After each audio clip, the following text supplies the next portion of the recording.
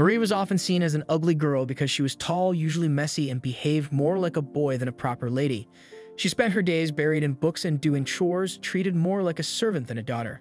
Her older sister was the one meant to marry into a noble family, but after a tragic accident took her life, everything changed. Now Marie must step into her sister's place and become the bride. Baron Shadowrun had two daughters. His eldest, Anastasia, was cheerful, friendly, and beautiful with golden hair, just like a real princess. Marie, the younger sister, was the complete opposite. She was tall, often dirty, and acted more like a boy. She spent her days reading books and working like a maid for her family. Each day, Marie woke up in a small, dark hut where she lived alone. It wasn't a place fit for a lady. Her family was not too rich, so she did most of the work. She washed up quickly at a nearby well, then went to her family's house to cook. Her parents, Anastasia, and their younger brother, Cedric, all ate together at a bright dining table. Marie, however, had to eat leftover scraps alone in the dirty kitchen. At night, she worked in her father's place, balancing the family's money and signing papers using his name, using only a small lamp for light. Once finished, she would quietly wash again at the well, staring up at the stars. Tomorrow was her birthday. She only wished for one good day. The next day, the Shadowrun family hosted a big banquet. Nobles filled the hall and music played. Anastasia looked stunning in her fancy gown. Cedric commented on her beauty, and everyone seemed to admire her. Marie stood quietly off to the side, wearing a plain dress with messy hair. Then her father stood up and gave a speech. He thanked everyone for coming and announced that Anastasia was the star of the night. Marie lowered her head, realizing the truth. This wasn't a birthday celebration for her. It was her sister's debut party arranged to help her find a fiancé. Feeling heartbroken, Marie ran out of the hall. She walked quickly through the corridors and into the garden. Sitting by the pond, she stared at her reflection and felt ashamed of her appearance. Then a man approached and asked her for directions. Marie silently pointed him in the right direction. The man assumed she was a maid, but his companion corrected him, saying that the Shadowruns only employed one elderly servant. Understanding that Marie must be one of the Baron's daughters, the man apologized for the mistake. Marie noticed his formal clothing and realized he was from Ipsandra. She mentioned this, surprising the man with her accuracy. She spoke about Ipsandrian traditions and even shared a story about a red raggedy cat from their folklore. The man, whose name was Kairos, was impressed by her knowledge. Their conversation flowed easily. But then Marie remembered her father's warnings. He had always said that women shouldn't show off what they know. Suddenly embarrassed, she apologized and tried to leave. Kairos gently stopped her and looked at her kindly. Marie froze. His flawless face made her feel plain and worthless. Tears filled her eyes. Kairos apologized again for mistaking her identity but remained curious about why she wore such simple clothes. Marie answered honestly, saying it was because she wasn't pretty. Kairos responded by pulling her closer and telling her she was beautiful. Hearing those words was too much for Marie. She quickly told him where to find her sister and walked away in tears. She ran through the woods and returned to her tiny house. No matter how kind Kairos had been, her sadness wouldn't go away. A month later, a letter arrived at the Shadowrun home. It was a marriage proposal for Anastasia from Count Granado, a rich and powerful noble expected to become a duke. Their father was overjoyed and immediately ordered Marie to write a formal reply and send announcements to all nearby nobles and relatives. Later, Anastasia spoke to Marie in private. She admitted she was nervous about marrying a man whose face she couldn't remember. She had also heard troubling rumors about him disliking women. Marie tried to stay hopeful, pointing out that the letter at least sounded full of passion. Their mood lifted when the topic shifted to fashion. Anastasia had a secret love for designing suits for man. Since Marie was tall, the suits always looked good on her. Anastasia brought out one of her hidden outfits and made Marie promise to keep it a secret. Their parents had once destroyed her designs after finding out about her interest. Anastasia dreamed of starting a clothing business in the capital if their family ever became poor. She encouraged Marie to follow her own talents too. The two sisters loved each other deeply, but tragedy struck. Anastasia died in an accident on her way to meet Count Granado. Marie was devastated. She remembered how her sister had once told her the story of the red raggedy cat, and the memory brought tears to her eyes. As she sat remembering, her mother suddenly slapped her hard. Marie fell to the floor. Her mother screamed in anger, blaming Marie for Anastasia's death. She said that Marie should have died instead. Her rage continued until her father arrived and pulled her away, not out of concern for Marie, but to make sure there were no visible bruises. Her father then decided to send Marie to Count Granado in Anastasia's place. The family had already used up their wealth to prepare for the wedding. He told Marie this was the only way she could make up for everything. Though it didn't make sense, Marie began to believe she was at fault simply for being born. A few days later, Marie traveled with her father to the Count's estate. During the carriage ride, he kept reminding her how to behave, insulting her the entire time. Marie quietly agreed with everything and tried to smile, though he mocked even that. At the gate of the estate, the guards refused them entry. The letter had only arrived that morning. Her father became angry and tried to attack the maid who spoke to them, but she quickly defended herself and pinned him to the ground. Just then, Marie stepped out of the carriage. As she lowered her head, her veil slipped off. The maid immediately recognized her and called her Lady Marie. She introduced herself as Mio and ordered the guards to alert the Count. Inside Kairos, the same man Marie had met in the garden was furious when he learned that Anastasia's sister had come in her place. But when he saw Marie's face, his anger vanished. Marie was shocked to discover that the man she had met in the garden was actually Count Granado himself. Her father explained Anastasia's death, but when he tried to speak badly of Marie, Kairos gave him a cold warning stare. Calmly, Kairos announced that Marie would stay the night at the palace. Mio brought Marie to a private room and served her food. When Marie asked where her father was, Mio explained that he was in a meeting with Count Granado. As Mio prepared tea, Marie identified the blend and named the spices. Mio was impressed by her knowledge and sincere appreciation. Not long after, Kairos arrived at the door. Marie bowed and apologized again for her father. Kairos explained that her father had already left and taken the engagement gifts to Anastasia's grave. Kairos then asked if she was being mistreated at home. Marie said no. In her mind, her family's coldness was just tough training. She believed they were trying to help her survive, but Kairos thought otherwise. He remembered the clothes she wore at the banquet. Those clothes are for widows and servants, and became more certain that she had been abused. When he asked if she was unhappy, Marie couldn't answer. She had never allowed herself to hope for anything more. Kairos then gave Mio a quiet order to take her away. In her mind, Marie thought she was being sent away because she wasn't beautiful enough. But Mio smiled warmly and led her to a private bath. Marie assumed she was there to clean, but Mio explained the bath was meant for her. Inside, a bath caretaker named Tunica helped her undress and prepared a large tub filled with warm water and flower petals. Tunica gently washed her hair and skin, promising she would shine like a new person by the end. Marie slowly relaxed and even fell asleep in the warm bath. That evening, Kairos waited at the stairs. When Marie appeared, she looked like a completely different person. Her hair was smooth, her dress elegant, and her skin glowing. Even she couldn't believe how she looked in the mirror. One look at Marie leaves Kairos speechless.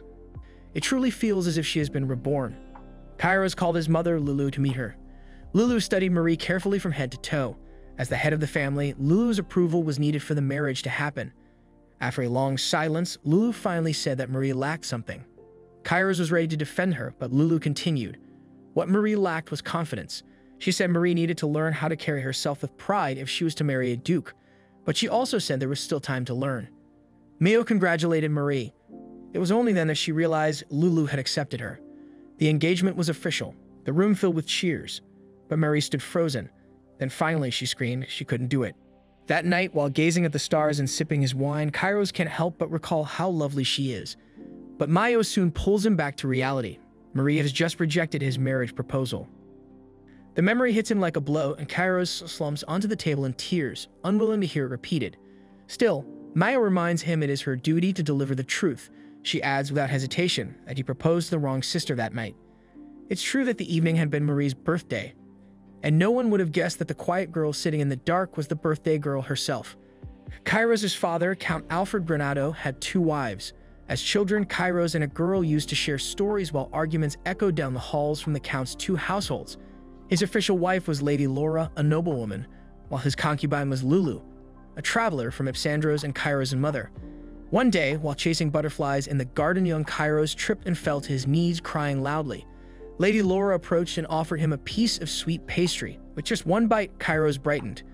Laura smiled and admitted she had baked it herself. She teased him for trusting her so easily, but he was too taken by the flavor to mind. When she asked what other sweets he liked, he eagerly listed them, and Laura confessed her own love for sweets, explaining that baking helped her forget unpleasant things.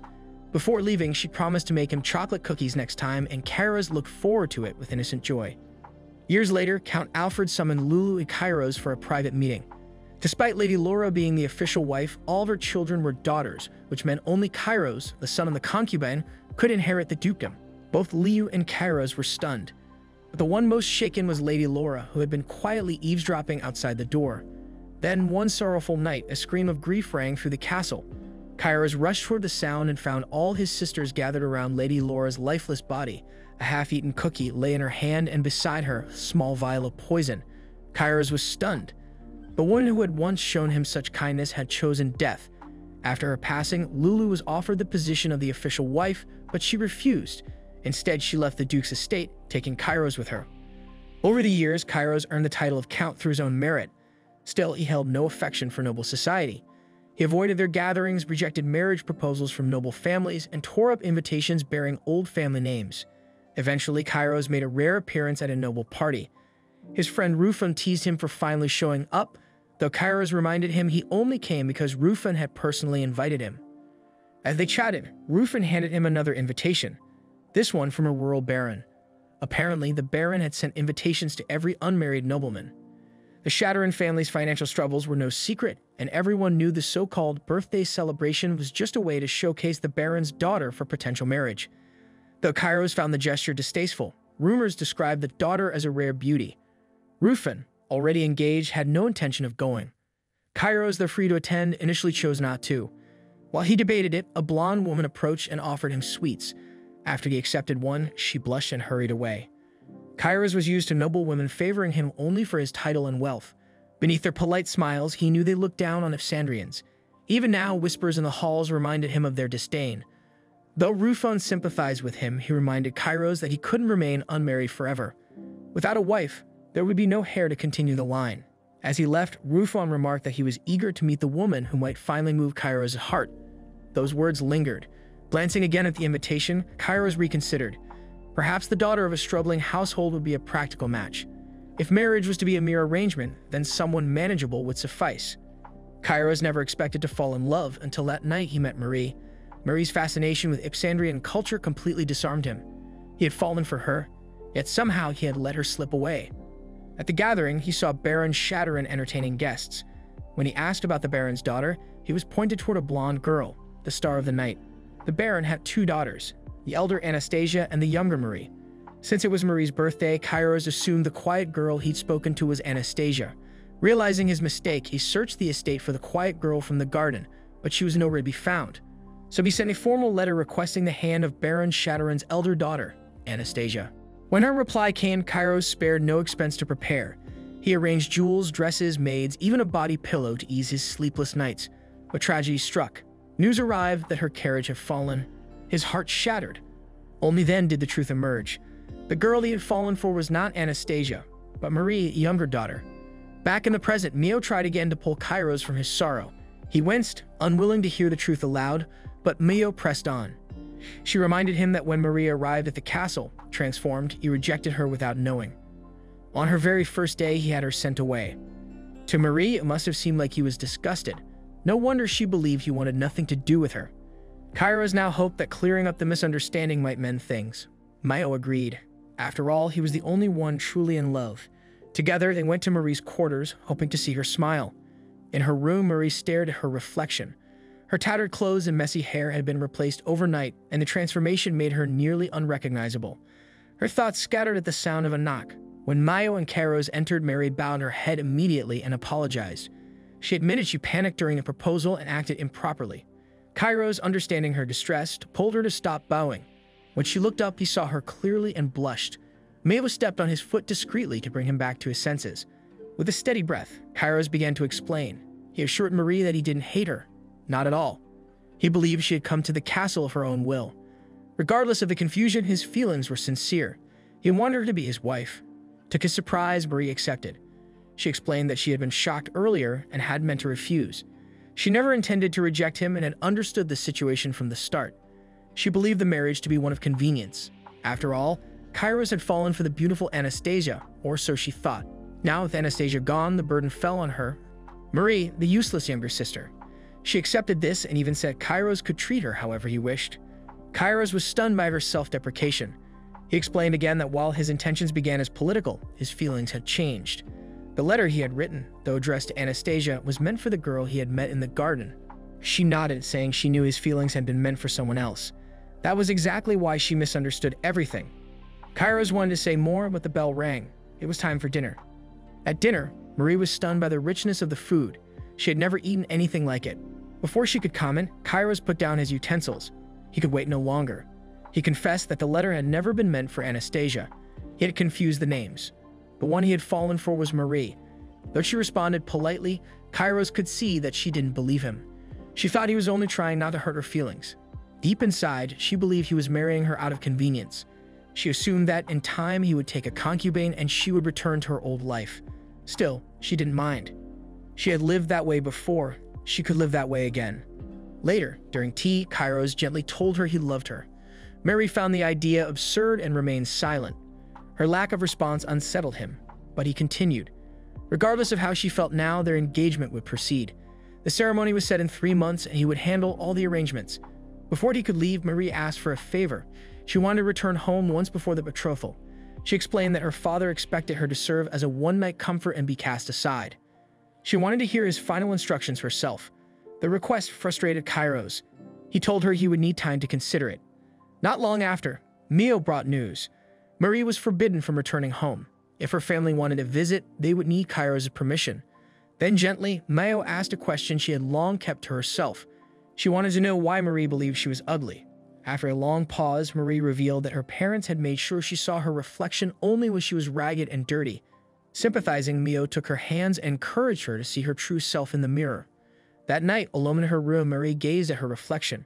She thought of Mio's words, but deep down, she believed she had never truly seen the real her. She sat on the edge of the bed and her expression changed as she sank into the soft mattress. Lying down, she stared at the ceiling in quiet wonder. The palace, the clothes, the maids, and the count who now wanted to marry her. It all felt like a fleeting dream. One she feared would vanish when she awoke. Even as she tried to sleep, Kairos' words echoed in her mind. And even if it was just a dream, she wished it could last a little longer. When morning came, she instinctively rose to begin her chores. But the sunlight streaming in reminded her where she was. She closed her eyes again, unable to believe it. Soon, Mio arrived with 2 attendants. As they bowed, Marie instinctively bowed even lower. Mio gently reminded her to be at ease. Now that she was the Count's fiancé, they would serve her needs from this day forward. Hannah and Lisa, the 2 attendants, were now by her side. Everything still felt like a dream to Marie. Having 2 attendants to help her was far beyond anything she was used to. The attendants looked at each other, quietly watching how she behaved. Despite feeling nervous, Marie asked where they came from. They told her they had worked in the royal palace and were recommended by the 3rd prince. Their graceful manners reminded Marie of her own parents. Before she could think more about it, Mio gently called her name and asked if she was ready for breakfast. When Marie sat at the table, she was amazed by the large amount of food in front of her. Mio explained what each dish was, and Marie noticed how many different kinds of meat there were. It seemed the kitchen had prepared many options to see what she might like. Sensing Marie's hesitation, Mio kindly told her that she didn't have to eat everything and could choose what she liked. Marie then offered to share her food with Mio, but Mio refused, saying that attendants were not allowed to eat with their master. With no other choice, Marie took a bite. To her surprise, the food tasted amazing, and soon she was eating happily, plate after plate. Even when she started to feel full, she kept going because everything was too delicious to leave behind. Eventually, her stomach couldn't take any more. Mio quietly cleared the table, and Marie felt bad for leaving any food unfinished.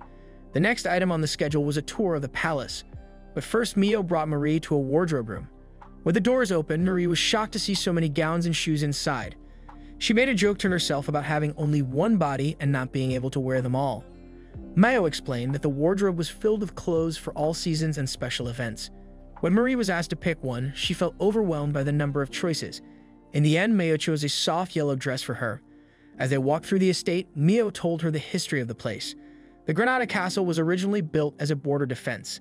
After the war, the family earned the title of Duke and were given their own lands to govern. Although connected to the royal family, they were not in line for the throne. These days, the castle was mainly used for important gatherings. Their next stop was the manor house where Marie would live. As they entered through a side door, Marie saw a beautiful yard filled with plants and flowers. Mio said the Duchess herself had designed the manor. The first floor had the kitchen, rooms for staff, and private rooms for close family and guests. While they were walking through the hall, they ran into Thomas. Marie quickly bowed and apologized for how her father acted during their first meeting, but Thomas simply brushed it off. They introduced themselves properly, and Marie recognized his name from a story about a hero who once discovered an island. Thomas confirmed it, saying he lived there. But before the conversation could continue, Mio stepped in and pulled him aside without hesitation. She firmly warned him not to get too close to the Duke's fiancé, and Thomas backed away, clearly apologetic. As Marie looked around the manor, she started to wonder if Kairos did trade with countries from all over the world. Mayo explained that he mostly traded within the kingdom of Efandro. Marie had asked because she thought the handmade decorations around the house were from foreign lands, but Mayo said they belonged to the staff, who came from many different places. Kairos hired people based on their skills, not their background, which was why the staff respected him so much. Curious, Marie guessed that Mayo might also be from the capital, but Mio told her she had actually been abandoned as a child and found on the side of the road. Marie felt sorry for her, but Mio gently said there was no need for pity. She was living a good life. Mayo explained that the other two attendants, Hannah and Lisa, came from noble families and were used to serving high-ranking ladies, which was why they had been chosen to assist Marie. Still, Marie found herself more interested in hearing stories from people who had lived different kinds of lives. She kept that thought to herself and simply thanked Mio. That evening, Lisa brought Marie her after-dinner tea. Out of habit, Marie asked for milk, but both attendants rudely told her it would ruin the tea's flavor. Though they were polite, Marie could feel their disapproval. Feeling awkward, she gave up her usual preference and drank the tea as it was. That night, as Marie lay in bed, her thoughts drifted to Kairos. She wondered if he was still busy. Far away in another land, Kairos was indeed riding in his carriage, also thinking of her.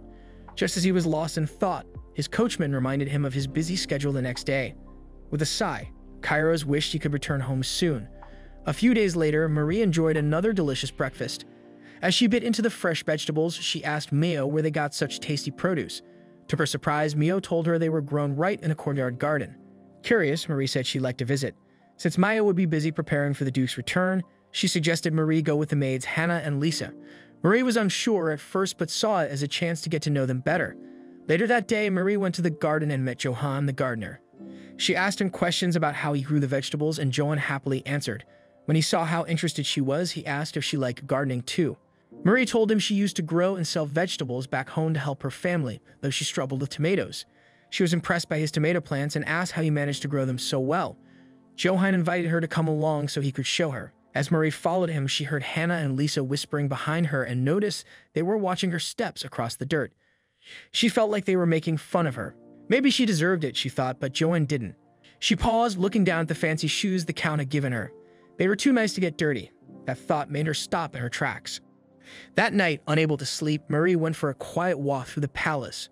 When she passed the dining hall, she saw the lights still on. Curious, she peeked inside and was surprised to see Kairos. He had just arrived and was about to eat a late dinner. When he saw her, he smiled and invited her to join him. They started talking gently about how her stay had been so far, but their chat was soon interrupted. Mayo entered the room, followed by a shy man trying to stay hidden. It was Tapo, the palace chef, carrying a warm bowl of chicken soup. Marie's face lit up. Kairos asked him to prepare a bowl for Marie too. After one bite, Marie praised the soup and said that all the food at the palace had been wonderful. But to everyone's surprise, Tapo started crying. He said there was no need to flatter him, especially since Marie never finished her meals no matter how hard he tried. Kairos turned to Mio, asking if that was true. Mayo explained calmly that Marie often gave unclear answers when asked. Flustered, Marie quickly explained that she did like the food, but she just got full easily. She even felt guilty for wasting it. Tapo was deeply moved to hear this and got even more emotional, happy that she enjoyed his cooking. Mio then quietly said she would prepare tea for them. Wanting to cheer them up, Tapo decided to make a special dessert. Soon, he returned with a warm apple pie. Marie guessed that maybe the reason Tapo got upset when food was left uneaten was because he assumed everyone had the same appetite he did. She and Kairos invited him to join them. In the end, they all cleaned their plates, with Tapo eating half the pie himself before leaving happily. After he left, Kairos gently told Marie he was sorry for putting her in situations where she had to keep her feelings inside. He asked if there was anything bothering her or anything she wanted. Marie said no, but you mentioned Hannah and Lisa. Marie hesitated and said they were kind and took care of her, but Kairos wasn't convinced. He told her that, as the future duchess, she deserved attendants who suited her better. She didn't need to pretend to be happy if something bothered her. He encouraged her to be honest about her feelings. But Marie had never asked for anything in her life. She was used to accepting whatever was given. To her, that had always been enough. She didn't want to seem ungrateful after receiving so much kindness from the Count. But Kairos gently promised to give her anything she wanted. Those words quietly broke down a wall inside her. Their quiet moment was interrupted again when Mayo returned, carrying their tea along with a huge pile of mashed potatoes. At first, they thought it was for them, but Mio took it away. It was her midnight snack. On the table, 2 small kettles were stacked over a burner. Kairos explained it was a traditional Ipsandrian tea set. The fire heated both kettles. Once the water boiled, it was poured over the tea leaves, then placed back on top. Later, the strong tea was poured into cups and mixed with hot water to adjust the taste. As they waited for the tea, Kairos asked Marie to tell him something about herself, but her mind went blank. The only memory she could think of was playing word chain games with her sister. Kairos then suggested they change the rules. They'd only say things they liked. He started the game with the word Marie, but she insisted they begin with A, so he changed it to apple pie. Marie replied with exciting if Sandrian stories, a phrase that caught his attention. It was the same thing she'd said when they first met. They continued the game, taking turns. Kairos kept naming sweets, while Marie listed farming products, simple and practical things. When it was her turn with the letter K, she accidentally said Kairos, then quickly tried to cover it up by saying she meant kiss. Kairos smiled, clearly understanding the slip, but said nothing and continued the game. He teased her gently by saying her name again, making her blush. Eventually, Mayo returned and noticed they were still playing. Only then did they realize the fire had gone out and the tea leaves were completely burnt. They tried to drink it anyway, but the taste was awful. Kairos asked Mio to fix it with milk and sugar, but she dryly replied that the two of them were already sweet enough. As Marie was about to fall asleep, her thoughts kept her awake. Memories came back to her. How she was chosen as a stand-in for her sister's engagement, how Hannah and Lisa treated her cruelly. But Kairos was different. He truly wanted to understand her. Meanwhile, in his room, Kairos hugged his pillow and thought about Marie. Just then, Mio walked in and caught him. Startled, Kairos quickly straightened up, but Mio simply asked how he felt after not seeing Marie for several days. To her surprise, he calmly said that he loved Marie and found her beautiful, which only made Mio more frustrated. She remembered how 5 days earlier, Kairos had told her to treat Marie with the highest care and give her everything she deserved. He believed Marie hadn't been treated kindly at home and wanted to surround her with comfort. But no matter what he gave her, Marie seemed to avoid those luxuries. Mio then shared her own story. She had been abandoned as a child but was taken in and raised by Lulu. Over time, she became the head chamberlain of Grenova's castle, a position much higher than expected for someone like her. She thanked Kairos for changing her life. Kairos didn't quite understand what Maya was trying to say, so she explained that she related to Marie. Coming from a poor background and suddenly stepping into nobility was overwhelming. She believed Marie felt lost and unsure, just as she once had. Back then, Mayo had feared it could all disappear one day. Kairos firmly said nothing would disappear. Marie was perfect the way she was. Just like Mio fulfilled her duties and Lulu treated her like a daughter, Marie also belonged.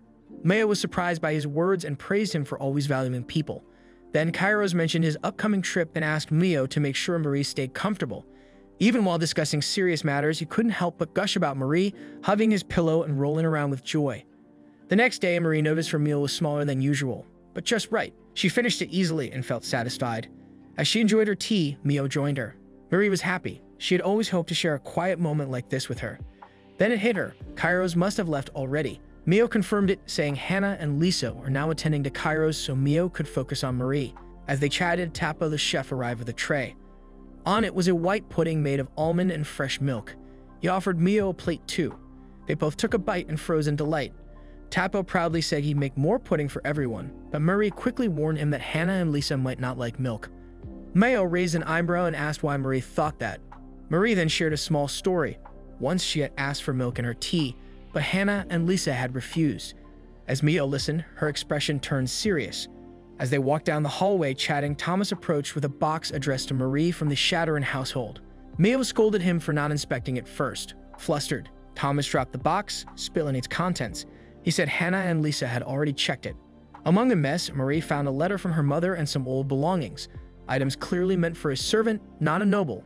Mio realized immediately. Hannah and Lisa had tried to shame Marie. Enraged, Mio followed the sound of mocking laughter.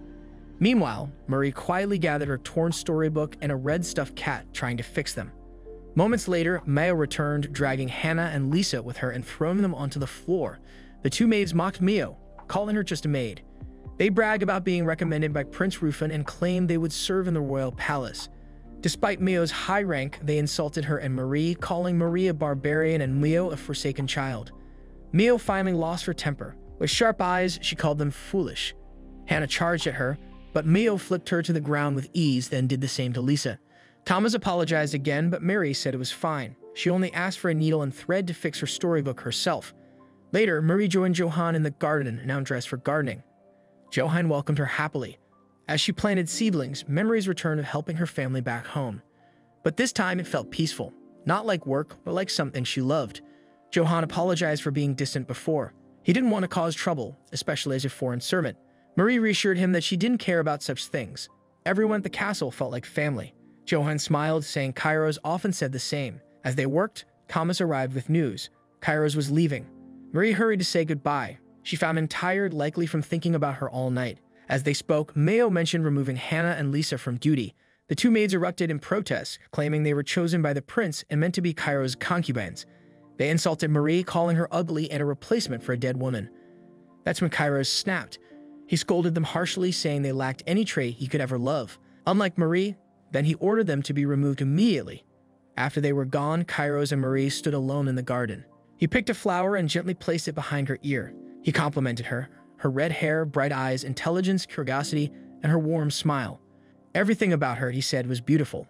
As he leaned in to kiss her, Mayo interrupted, reminding him of the time. They had forgotten she was still there. Nearby, Tunka and Johann watched and chuckled quietly.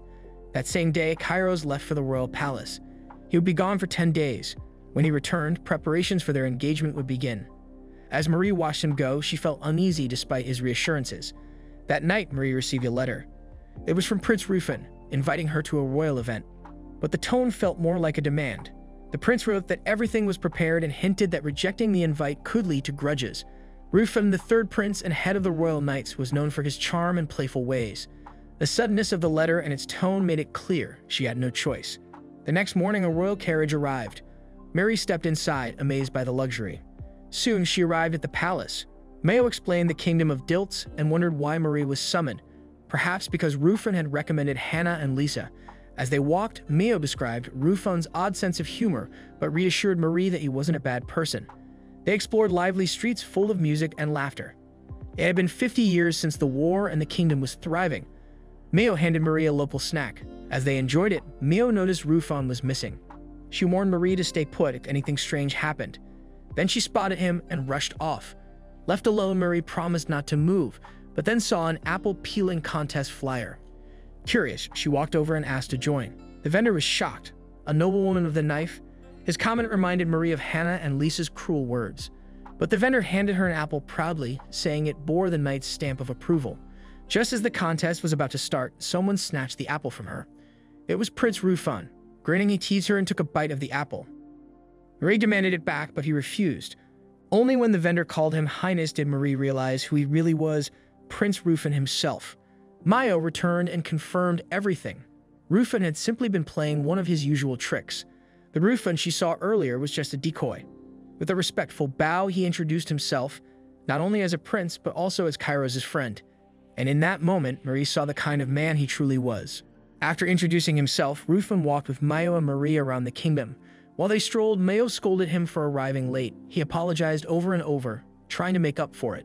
To lighten the mood, he suggested visiting the noble salon for a fancy buffet. But Marie refused. The memory of how Hannah and Lisa had treated her made her uncomfortable with noble traditions. Rufin apologized again, admitting he had made a mistake recommending those girls without knowing their real nature. Marie explained that being around nobles made her nervous. Understanding this, Rufin changed the plan and invited her to watch a swordsmanship match instead. Marie seemed unsure again, and Mayo quietly told her it was okay to say no, especially since competitions made her uneasy. Frustrated, Rufin lost his patience and blurted out his annoyance. Feeling pressured, Marie reluctantly agreed to go. Rufin brightened immediately and proudly shared that Kairos once praised his sword skills, which helped Marie relax a little. When they arrived, the semi-finals were about to begin, and the arena was loud with excitement. While they waited, Rufin casually mentioned how he once fell asleep at a concert and Kairos had to nudge him awake several times. Mary found it amusing how fondly Rufin spoke of Kairos. Mayo left to get food, even though she and Marie had eaten already. As the match began, the crowd cheered loudly. A knight in black armor stepped into the ring to face a silver-armored opponent, but Marie's mind wandered. Rufin noticed and asked if she acted the same way toward Kairos. Marie didn't know how to answer. Rufin smiled gently, telling her she was unlike anyone he had ever met. He shared how he first met Kairos back in school. They had gotten into a fistfight on day one, even though Kairos was a duke's son. Rufin outranked him. He had called Kairos foolish for caring about rank, which led to the fight. While they talked, the Black Knight quickly ended the match, winning with ease. Rufin commented that the knight must be holding back out of kindness. But what surprised him more was Marie's reaction. While other girls cheered and screamed, Marie showed no interest. Power didn't impress her. It made her uneasy. Rufin felt frustrated, wondering why Kairos would fall for someone who seemed so cold. Just then, another match began. The Black Knight once again defeated his opponent in seconds, but Murray wasn't focused on the victory. What truly caught her attention was the knight's kindness. He helped his opponent before accepting any praise. Mayo returned with food and casually sat down. She confidently said the Black Knight was Kairos. Rufin doubted her, but Mayo recognized his sword style and footwork. To prove it, she suddenly jumped up and screamed Kairos' name like an excited fan, then ducked out of sight. Her shout caught the crowd's attention. Left with no choice, the Black Knight removed his helmet. It was Kairos. The audience erupted in cheers. Mayo explained that every noble boy in Dilts is trained in swordsmanship from a young age, and Kairos had practiced since childhood. Murray realized right away it was Rufin who had arranged this all along. After the match, Marie and Mayo returned to the capital. Outside the palace, they saw a long line of girls hoping to become Kairos' new fiancé, now that his previous one had died. Mary felt a deep sadness, thinking of herself as just a replacement. Her sadness turned to anger when she overheard girls insulting Kairos, calling him a brute despite his honorable actions. Mary couldn't stay silent. She tried to push through to find him, but the girls blocked her way, demanding to know who she was. Mio then stepped in, creating a distraction so Mary could slip past. Inside, Kairos had no idea that Rufin had signed him up for the tournament. Their conversation stopped when Marie suddenly entered, making a bit of noise. She smiled warmly and congratulated him, leaving him speechless. He wondered if he was dreaming. Rufin admitted he invited Marie on purpose so she could see Kairos' strength. But Marie didn't seem happy. Kairos quickly explained that Marie disliked violence and noble traditions. He didn't care about those things either. Still, Rufin insisted Marie looked unhappy and accused her of being nothing more than a replacement bride in a political marriage. Marie couldn't argue. She knew the engagement wasn't based on love. Her silence convinced Rufin that she didn't care about Kairos. He told her to leave, saying he didn't want his friend to suffer. His words became cruel, mocking Marie for not fitting into noble life. Kairos lost his temper and grabbed Rufin by the collar. Rufin didn't back down and insulted him further. The fight escalated until both drew their swords. Marie watched, frozen with shock. They clashed until Rufin formally challenged Kairos to a duel in the arena. Kairos calmly accepted. After Rufin left, Marie begged Kairos not to go through with the duel. With shaking words, she admitted that everything Rufin said was true. But what hurt her most was hearing others insult Kairos because of her. She cried silently, tears running down her cheeks.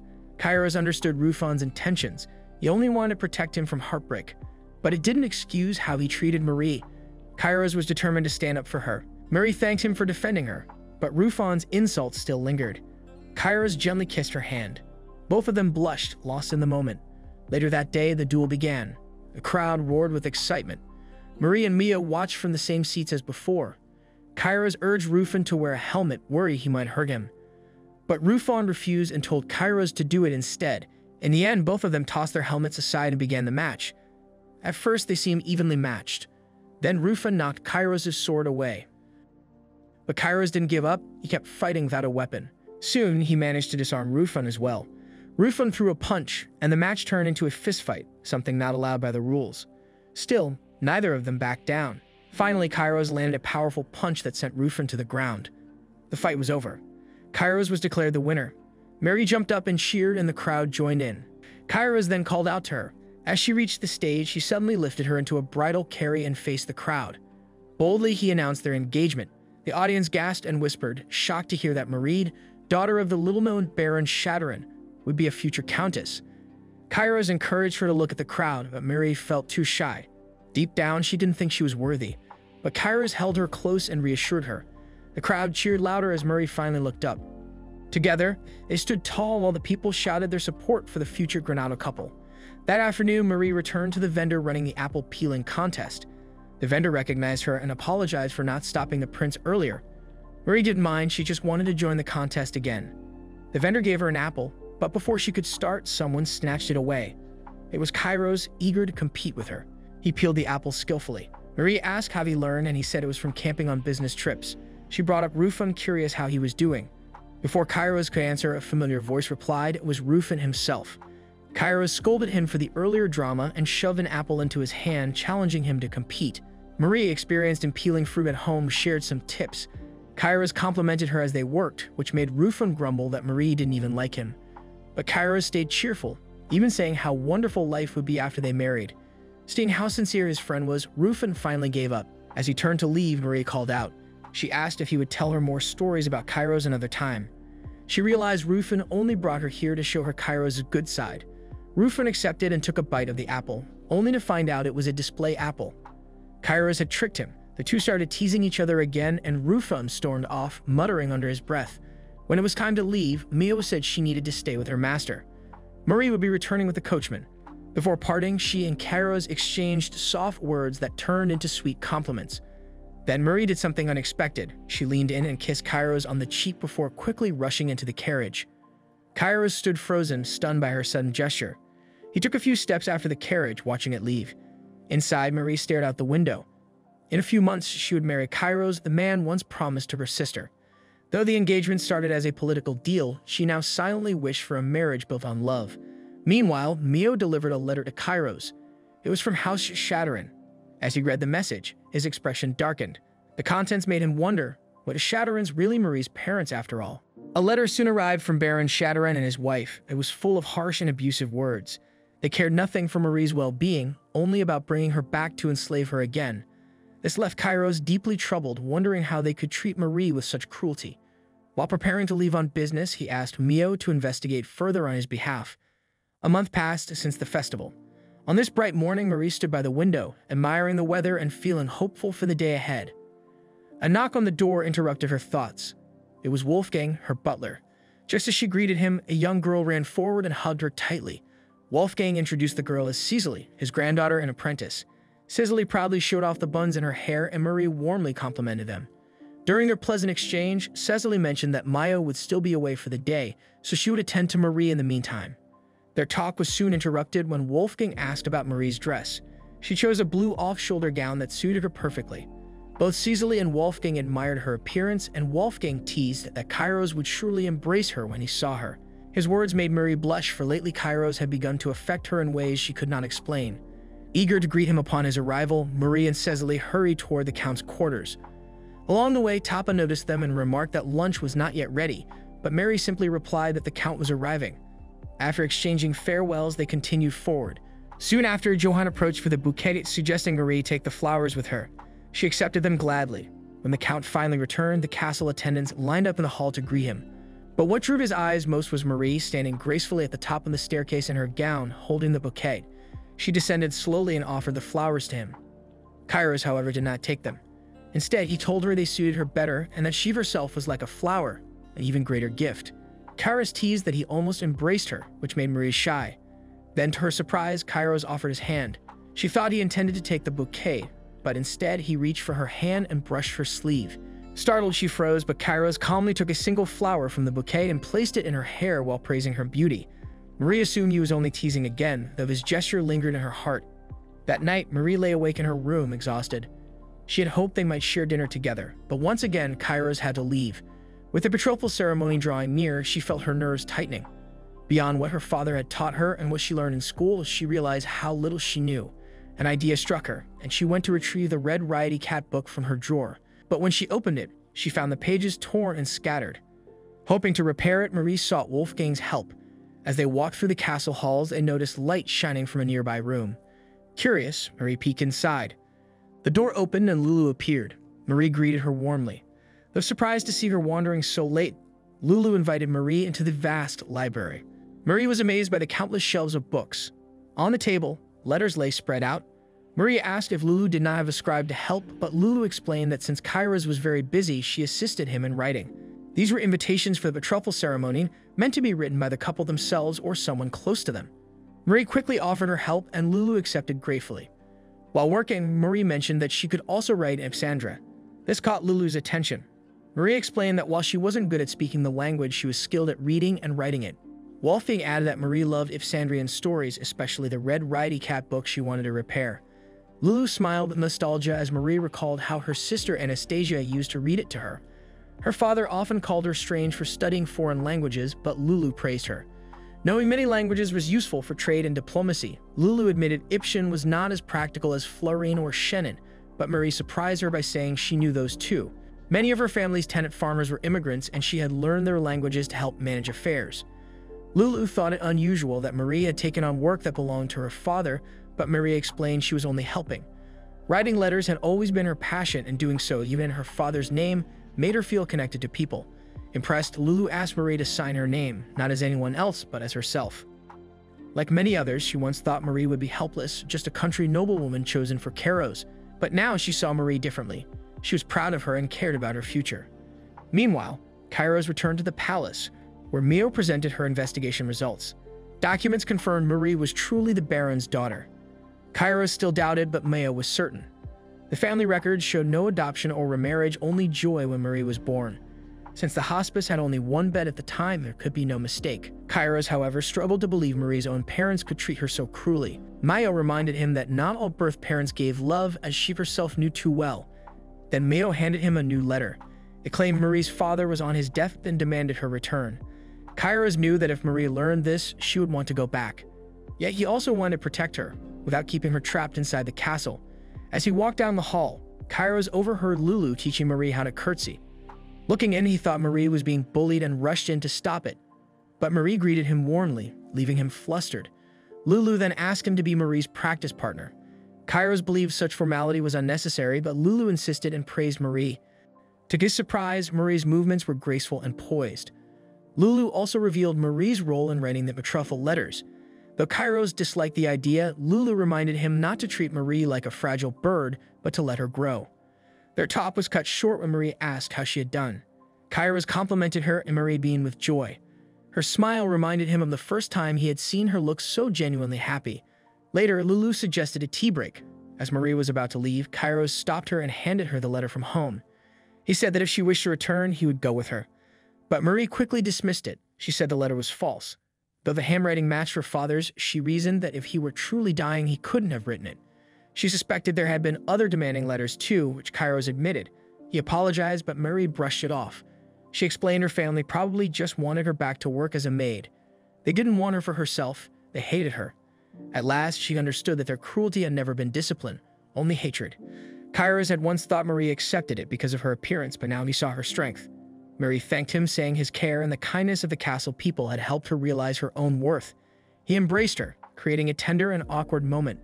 During tea, Tonka casually praised Marie's outfit, which she accepted with gratitude.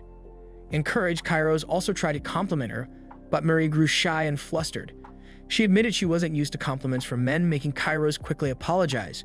Soon after, Tapo arrived with a blueberry tart and praised her as well. This time, Marie answered gracefully, which unsettled Kairos. He realized Tapo was also a man and wondered if Marie's discomfort came from his own absences. He silently promised himself to stay by her side more. But Marie was already distracted, greeting Mayo, who had just arrived. Mayo asked Kairos for a leave of absence, explaining she needed to travel to a distant place even though she had just returned. She described her plans with such charm that Marie began to suspect she was going to meet a secret lover. Mayo advised Marie instead to spend private time with Kairos since their betrothal ceremony was approaching that very night. Before Mio left, Kairos handed her a pile of letters to deliver to Baron Shatterin if she met him. The letters contained warnings against anyone speaking ill of Marie and listed all her good qualities. He also gave her a purse of gold coins and instructed her to use the royal carriage. Though Mio was strong, he insisted that one of his attendants accompany her for safety. The next day, Mio departed with Thomas traveling by her side. She wore unusually casual clothing, which surprised him. He thought it unwise for him to accompany her and assumed she was meeting a lover. But Mayo explained that she was heading to the Shatterin lands where a tragic accident had occurred 2 months earlier. The package from Marie's parents had included another letter, this one from her younger brother Cedric, announcing Anastasia's return. Thomas was shocked, believing she had died. A story claimed her carriage had fallen off a cliff, but investigations revealed that bandits had attacked them. While fleeing toward the river, the carriage was overturned by the muddy current. Even so, Mayo insisted there was no way Anastasia had survived. The river was too cold and swift, and rescue had not reached them in time. In the Shatterin home, Melvira, Marie's mother, was happily combing the golden hair of the girl she called Anastasia. During a short break from their journey, Mio carefully explained everything to Thomas. Anastasia had been traveling by carriage arranged by her father on her way to Granada's castle. For the first few days, the trip went smoothly. But near the capital, the carriage was suddenly ambushed by bandits. In a desperate attempt to escape, Anastasia slipped and fell into a river swollen by heavy rainfall. The driver tried to save her, but his body was already too wounded. Everything Mio told Thomas came directly from the driver's testimony and the police investigation. What unsettled Thomas most was Cedric's letter to Marie claiming that Anastasia had returned home. If that were true, Marie needed to distance herself from Kairos immediately. Even so, Mayo insisted that Kairos' love for Marie was genuine. A few days after Mayo's departure from Grana's castle, Kairos stepped in to serve Marie in her place. Though the usual uniforms did not fit him, he was determined to look the part of her attendant. What he truly sought, however, was an emotional bond. He longed for Marie to connect with him as she did with Mayo and the other castle workers. Kairos did his best to fulfill his duties, but Marie became flustered whenever she met his gaze. Once, he even tried to arrange her hair, which only made her more nervous. When Kairos began discussing her dress, Marie's expression immediately changed. Fortunately, Cecily arrived just in time, kicking him from behind because he had promised her that she could be the one to help Marie dress. The two argued until Wolfgang intervened, apologizing for his granddaughter's behavior and scolding Cecily for disrespecting Kairos. The next day, Kairos suddenly barged into Marie's room, asking her to go on a date. He revealed that he had received a letter from Rufan inviting them to the royal capital, though he admitted he did not fully trust Rufan. Instead, he wished to go there with Marie alone. Dressed casually to conceal their identities, the two wandered through the bustling kingdom streets. Yet the way Marie addressed him still carried formality, so Karas urged her to call him by his first name instead, warning that her tone might expose them. A suggestion startled her, but since there was still time before their meeting with Rufan, Kairos proposed they take a short tour first. Extending his hand, he insisted they walk together to avoid being separated in the crowd. Meanwhile, Mayo and Thomas continued their journey, approaching the Shadowrun lands where Marie had grown up. Wide fields stretched before them, dotted with cattle herds. Thomas had expected something more modest, but Mayo explained the truth. Although the land was vast, taxes had steadily increased since the Great War. The landlord was responsible for maintaining the land, but the family was clearly struggling. Their first stop was Marie's old school.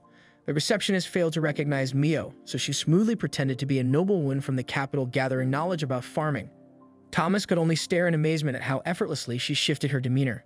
When Mayo asked if there were any students she could speak with, the receptionist explained that aside from Marie, the only other girl was the daughter of a local innkeeper named Karina, who had withdrawn midterm. Mayo quickly located Karina's mother, adopting another persona. This time she claimed to be a detective from the capital, lying smoothly that Karina might be in danger and requesting her old student ID. She succeeded securing the ID before continuing toward the Shadowrun mansion. Thomas grew increasingly uneasy with her methods, but Mayo defended herself, insisting she had not truly lied, only bent the truth. Despite his worries, she hinted that her greater deceptions were only beginning. Finally, they reached the Shadowrun mansion. Though large, it showed obvious signs of neglect, far from how Mayo remembered it. Without hesitation, she strode onto the property, catching Thomas off guard. An elderly woman named Tamia approached, demanding to know who they were. With a charming smile, Mayo introduced herself as a student visiting with her fiancé, calling themselves Karina and Henry. To support the lie, she presented Karina's ID. Pretending to fulfill a promise to Marie as her best friend, Mayo requested to see her old room. Tamia agreed and led them there, opening the door to reveal a cluttered storage space stacked with boxes. Curious, Mayo asked why Marie had been made to work so much. Tamia explained it was because of her appearance, and that only her grandmother Sasha had ever shown her true affection. Suddenly, Cedric burst in, hoping to see Marie, but his father George quickly scolded him. Thomas shrank back in fear, but Mayo boldly stepped forward, holding her false identity with confidence. George dismissed Tamia's claim, insisting the room was only for storage, and guided the two further inside to show Marie's real room. Along the way, he described Marie as shy and gloomy, but Mayo countered with warm stories of her. When asked what item Marie had told her to fetch, Mayo only laughed nervously, claiming it was a secret. George eventually led them to a well-kept room, but Mayo recognized it as Anastasia's. She explained that Marie had always loved to study, so her true room should be filled with books. Forced to comply, George reluctantly showed them another chamber lined with shelves before hurrying away. Thomas hesitated, unsure if it truly belonged to Marie, but Mayo seemed uninterested in the books. Instead, she pressed close to the window and began eavesdropping. They overheard Melvira, Marie's mother, speaking softly and caught Anastasia's name.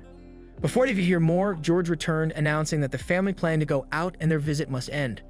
Mayo politely agreed, but when George suggested Marie should come to them next time, she countered that Marie was busy with her betrothal. George insisted that until the ceremony was complete, Marie still belonged to him. The tense exchange was interrupted when Melvira appeared, offering to serve tea. George quickly dismissed her, urging the guests to leave. When the family departed, Mayo and Thomas pretended to leave, but instead lingered, circling back into the mansion. With Thomas's help, Mayo slipped through a window and unlocked Melvira's private chamber. Inside, they froze at the sight of a silhouette behind a curtain. They cautiously approached, calling out, but no reply came. Pulling the curtain aside, they were shocked to find not Anastasia, but a doll dressed exactly like her.